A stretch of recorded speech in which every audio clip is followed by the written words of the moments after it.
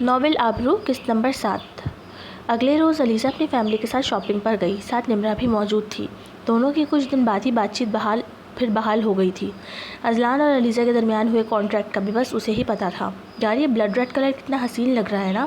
علیزہ کی مما اور اس کی بہن ایک برائڈل ڈریسز کی شاپ میں خریداری کر رہی تھی، جبکہ علیزہ اور نمرہ تبصرے کر رہی تھی۔ ہاں یار، دلہن بنیں گے تو اسی کلر کا لہنگا پہنیں گے، نمرہ نے چسکے لیتے ہوئے کہا۔ مجھے تو دلہن بننے کا بہت شوق ہے، پتہ ہے میں دلہن بن کر بہت اچھی لگوں گی۔ علیزہ نے بھی خود کو دلہن کے روپ میں امیجن کیا۔ اس دن علیزہ نے شاپنگ میں خوب مزے کیے، لیکن صبح آفس پہنچ کر اذلان کو یاد آیا کہ آج ان کی پی اے میڈم تو آنے نہیں والی، تو اسٹار بکس سے کافی آرڈر کر کے منگوائی۔ علیزہ سے پہلے تو آفس کی ہی کافی پی لی جاتی تھی، لیکن آج اسٹار بکس کی بھی سمجھ نہیں آ رہی تھی۔ جیسے تیسے ایک فورن ڈیلیگیشن کو اٹینڈ کیا، پھر ساری میٹنگز کینسل کروا کر خود گھر روانہ ہو گیا۔ اس عجیب سی بیزاری کی وجہ وہ خود بھی سمجھنے سے قاصر تھا۔ آج علیزہ کی بہن حمدہ کی بارات تھی، اور جیسا ہر گھر میں شادی کے موقع پر ہوتا ہے وہی ہو رہا تھا۔ علیزہ کا جوڑا سل کر نہیں آیا تھا۔ گھر کے ہر فرد کا جوڑا اس درزی نے دے دیا تھا، لیکن بس علیزہ کے کپڑے آج دینے کا وعدہ کیا تھا۔ یار بہت مشکل سے چھٹی ملی ہے آفس سے۔ علیزہ اپنی کزن عروج کو بتا رہی تھی کہ شادی کے 3 دن کے فنکشن اٹینڈ کرنے کے لیے اسے بس بمشکل 3 دن کی چھٹی ملی ہے۔ اتنے میں علیزہ کے بھائی عمیر نے آ کر بم پھوڑا۔ علیزہ آپی، تمہارے کپڑے جلاتی ہیں اس منحوس درزی نے، اس کی خوب خبر لے کر آیا ہوں، اسی لیے شاید لٹکایا ہوا تھا اس نے، کل دوں گا کر رہا تھا۔ عمیر پورے جوش و خروش سے تقریر کر رہا تھا۔ علیزہ کا بھائی جو ٹہرا، جبکہ علیزہ سناٹوں کی زد میں تھی۔ اب کیا ہوگا؟ عروج بولی۔ علیزہ صدمے کی حالت میں نیچے بیٹھتی چلی گئی۔ اس کا بس نہیں چل رہا تھا کہ اس درزی کو قتل کر دے۔ اس کی آنکھوں میں آنسو آ گئے۔ شاید ہر لڑکی ہی اپنے کپڑوں اور تیاری کو لے کر اتنی حساس ہوتی ہے، اور وہ تو ٹہری دلہن کی بہن۔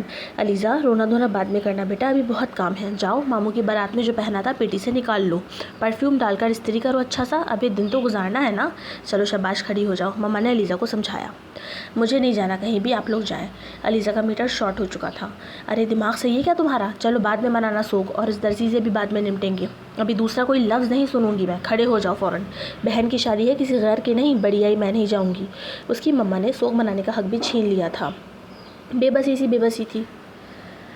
رونے پر ہی اکتفا کرتے ہوئے وہ کھڑی ہو گئی۔ دل ہر چیز سے اچاٹ ہو گیا تھا۔ کیا کہہ رہی سوچا تھا، ایسا میک اپ کروں گی، ایسے بال بناؤں گی، سب اس درزی کی وجہ سے دھرا رہ گیا۔ وہ سوچتی جا رہی تھی، روتی جا رہی تھی۔ علیزہ آپی، آپ کا کوئی پارسل آیا ہے، جائیں سائن کر کے لے لیں۔ عمیر نے صدا لگائی۔ بول دو کوئی علیزہ نہیں ہے یہاں، مر گئی 1 گھنٹے پہلے وہ۔ ارے یار آپی، بعد میں کر لینا ناٹک، جاؤ پلیز، میں کام سے جا رہا ہوں پاپا کے ساتھ۔ پیر پٹکتی وہ دروازے پر پہنچی۔ اتنا بڑا سا باکس دیکھ کر علیزہ نے بھویں سکیڑی۔ یہ کیا ہے اور کس نے بھیجا ہے؟ مجھے نہیں پتا میم۔ خیر، اس سے سائن کر کے پارسل لے لیا۔ شاید کسی نے حمدہ کے لیے شادی کا گفٹ بھیجا ہے، علیزہ نے پکار لگائی۔ حمدہ کے لیے ہوتا تو علیزہ کا سائن کیوں مانگتا؟ کھول کر دیکھ کیا ہے اس میں۔ عروج نے پتے کی بات کہی۔ ہاں بات تو صحیح ہے، چلو دیکھتے ہیں کیا ہے اس میں۔ علیزہ عروج پارسل کھولنے میں جت گئی۔ واؤ، اتنا حسین جوڑا، یار کس نے بھیج دیا یہ؟ تم نے کس کو بتایا تھا کہ تمہارا سوٹ جل گیا ہے؟ عروج کی آنکھیں کھل گئیں اس رائل ڈریس کو دیکھ کر۔ علیزہ خود بہت حیران تھی، اسے کچھ سمجھ نہیں آ رہا تھا۔ یہ وہی ڈریس تھا جو اس دن اذلان کے ساتھ مال میں دکھا تھا۔ کیا یہ اذلان سر نے بھجوایا ہے؟ اسے خیال آیا۔ عروج، میں نے بس نمرہ کو بتایا تھا، شاید اسی نے بھجوایا ہے۔ علیزہ نے جھوٹ بولنے پر اکتفا کیا، کیونکہ وہ کسی کے سوالوں کا جواب نہیں دینا چاہتی تھی۔ اذلان کا بتاتی تو خالائیں، مامیاں، کزنیں، الغرض سارا خاندان سوال جواب کرتا اور باتیں بنائی جاتی سو الگ۔ علیزہ پہلی دفعہ اذلان کے کسی کام سے خوش ہوئی تھی۔ اسے یہ حسین اتفاق لگ رہا تھا کہ جب اسے اتنی ضرورت تھی اسے یہ جوڑا مل گیا، لیکن یہ اتفاق تھا، یہ علیزہ کی خام خیالی تھی، وہ حقیقت سے بے خبر تھی۔ رات کو شادی کی تقریب میں علیزہ ہی مرکز نگاہ بنی ہوئی تھی۔ اپنے غیر معمولی حسن کے ساتھ وہ شہزادیوں کی طرح تیار شیار ہو کر سب کی توجہ اپنی طرف کھینچ۔ پیسے دو جوتے لو، پیسے دو جوتے لو۔ علیزہ، نمرہ اور ایما اسٹیج پر اپنے نئے نویلے بہنوئی کی رسم کر رہی تھی۔ اتنے میں عمیر بھاگتا ہوا آیا۔ علیزہ آپی، علیزہ آپی۔ کیا ہوا عمیر، کیوں چیخ رہے ہو؟ آپی، ایک بہت ہی ڈیشنگ ہیرو جیسا آدمی آیا ہے، اس کے ساتھ 6 گارڈز بھی ہیں، اتنی بڑی بڑی بندوقیں ہیں ان کے پاس، کہتا ہے آپ کا گیسٹ ہے۔ علیزہ اور نمرہ نے ایک دوسرے کو دیکھا۔ اسٹیج اونچا تھا، جو اس نے نظر اٹھا کر دیکھا تو شک یقین میں بدل گیا۔ ہاں وہ اذلان ہی تھا۔ اس کی شہزادوں جیسی آن بان اور ہیروز جیسی پرسنالٹی، سارے ہال کی توجہ اس کی طرف تھی۔ علیزہ فوراً اسٹیج سے اتری اور تیز تیز قدم بڑھاتے ہوئے اس تک آئی۔ وہ دونوں ایک دوسرے سے 4 قدم کے فاصلے پر تھے۔ اذلان نے جیسے ہی اس پری پیکر کو دیکھا دیکھتا ہی رہ گیا۔ ہاتھوں میں بھری بھری مہندی، اس کا دیا ہوا جوڑا، اس پر تضاد اس کی کھلی ہوئی حسین زلفیں، لائٹ میک اپ اور لائٹ ہی سی جولری پہنے وہ اسے لاجواب کر گئی۔ سر آپ یہاں؟ علیزہ کے پریشان کن لہجے میں بولنے پر اذلان ہوش کی دنیا میں واپس آیا اور گمبھیر بھاری آواز میں بولا، کیا تمہیں میرا یہاں آنا پسند نہیں آیا؟ واپس چلے جاؤں؟ ارے نہیں نہیں، ایسی بات نہیں۔ I was just not expecting you here. That's why. You are most welcome. Please یہاں بیٹھیں۔ اس نے مسکراتے ہوئے یہ بات بولی اور ایک خالی ٹیبل پر اذلان کو بٹھایا۔ 3 منٹ، پورے 3 منٹ تک کوئی بات نہیں ہوئی۔ علیزہ کو سمجھ نہیں آ رہا تھا کیا بولے۔ وہ ادھر ادھر دیکھتی، اذلان پہ نظر پڑنے پر مسکرا دیتی اور وہ اسے ٹکٹکی باندھ کر دیکھتے ہوئے اپنی آنکھیں سیراب کر رہا تھا۔ آپ اتنی دور آئے سر، مجھے بہت اچھا لگا۔ چائے، پانی، کافی کچھ لیں گے آپ؟ موقع کی مناسبت سے عجیب سی بات کہی اس نے۔ ہاں دور تو ہے۔ اذلان نے اس کے آگے بھی کچھ بولنا تھا لیکن اس کی بات اچک کر وہ بولی، دیکھا اب پتہ چلا آپ کو کتنی دور آتی ہوں میں روز۔ وہ شاید بھول چکی تھی کہ اذلان اسے دھمکی دینے یہیں آیا تھا۔ ایک اور بات بتاؤں؟ آج ایک ٹریجڈی ہو گئی میرے ساتھ۔ وہ رازداری سے گویا ہوئی۔ وہ ہمیشہ کی طرح اپنی دھن میں بولے جا رہی تھی۔ اذلان گہرا مسکرایا۔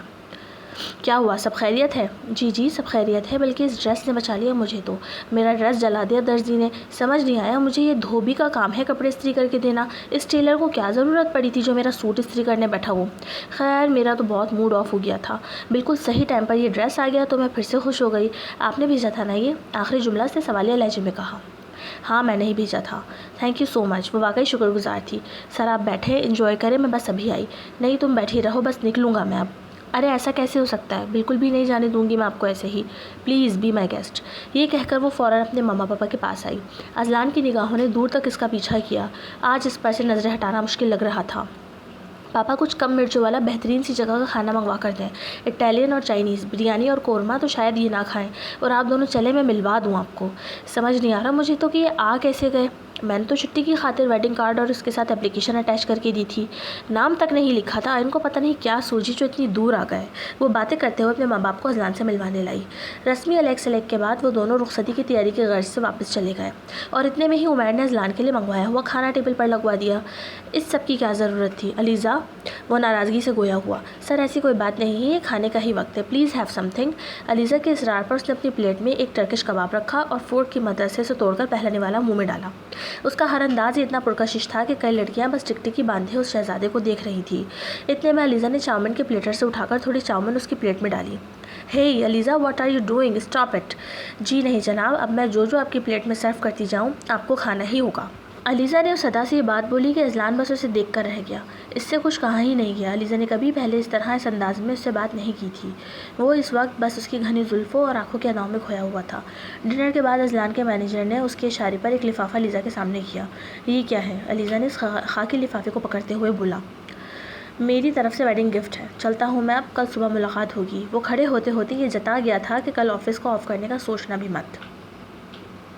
جی، اس کی تنبیہ پر علیزہ نے منہ بنا کر بولا، جبکہ اس کا ارادہ کل کی چھٹی مانگنے کا تھا۔ بہرحال اس کا پلان فلاپ کر کے اذلان واپس چلا گیا۔ شادی کی تقریب بہت احسن طریقے سے گزر گئی۔ علیزہ کے اس 2 آتشہ روپ نے اذلان کو شدید اضطراب میں مبتلا کر دیا تھا۔ اس کا بس نہیں چل رہا تھا کہ واپس آتے ہوئے اسے اپنے ساتھ ہی لے آئے۔ ایسے حسین دشمن تو رات کی نیند اور دن کا چین برباد کر دیتے ہیں۔ بس اب بہت ہو گیا چوہے بلی کا کھیل، اب ڈیسٹینیشن پر پہنچنے کا وقت ہے۔ وہ شراب نوشی کرتے ہوئے خود کلامی کے انداز میں بولا۔ علیزہ کو سوچتے ہوئے اس نے ٹھنڈی آہ بھری۔ وہ اسے بہت جلد حاصل کرنے کا ارادہ کر چکا تھا۔ علیزہ بات سن۔ صبح ہی صبح وہ نمرا کا میسج دیکھ کر ٹھٹکی۔ خیریت تو ہے؟ آج نیستی صبح کے 7 بجے کیسے اٹھ بیٹھی ہے؟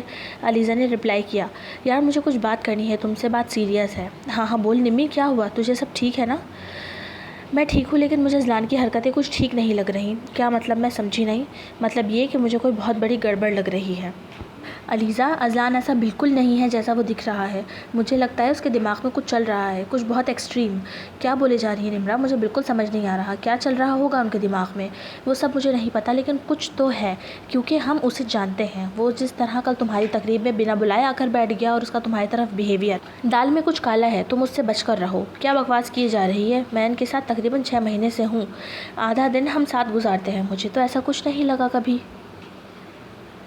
اور پتہ ہے کل انہوں نے 10 لاکھ کا چیک دیا ہے گفٹ میں. مجھے تو بہت عجیب لگ رہا ہے کیونکہ میں اتنے بڑے گفٹ کا پے بیک نہیں کر سکتی. اور ایک بات بتاؤں، کل ایک ایسا زبردست اتفاق ہوا ہے. کل جو جوڑا میں نے پہنا ہوا تھا وہ بھی اذلان سر نے بھجوایا تھا. پھر مختصراً اس نے ساری تفصیل بتائی، اس دن مال کی اور جوڑا جل جانے کی. واہ بھائی واہ، اب تو میرا شک یقین میں بدل گیا. خود سوچو، ایک اتنا بڑا بزنس ٹائکون جس کا وقت ہی لاکھوں ڈالرز کا ہو، وہ کیوں اس طرح ٹائم ویسٹ کرے گا؟ اور رہی بات جوڑے کی، تو مجھے اس میں بھی ان صاحب کا ہی ہاتھ لگ رہا ہے. نمرا نے بھی تفصیل کی. ارے نہیں، رشیا یوکرین کی جنگ میں بھی انہی کا ہاتھ ہے پاگل، صرف میرا سوٹ جلانے میں تھوڑی. یار تمہیں مذاق لگ رہا ہے اور میں یہاں پریشان ہو رہی ہوں. ارے میری جان، پریشان نہیں ہو، کچھ نہیں ہوگا انشاءاللہ. بات اختتام پذیر کر کے علیزہ آفس کی تیاری کرنے لگی. To be continued. AW Urdu novels. Don't copy my novel. Do like and subscribe تاکہ نیکسٹ ایپیسوڈ جلد از جلد اپلوڈ کر سکوں. تھینک یو سو مچ. اللہ حافظ.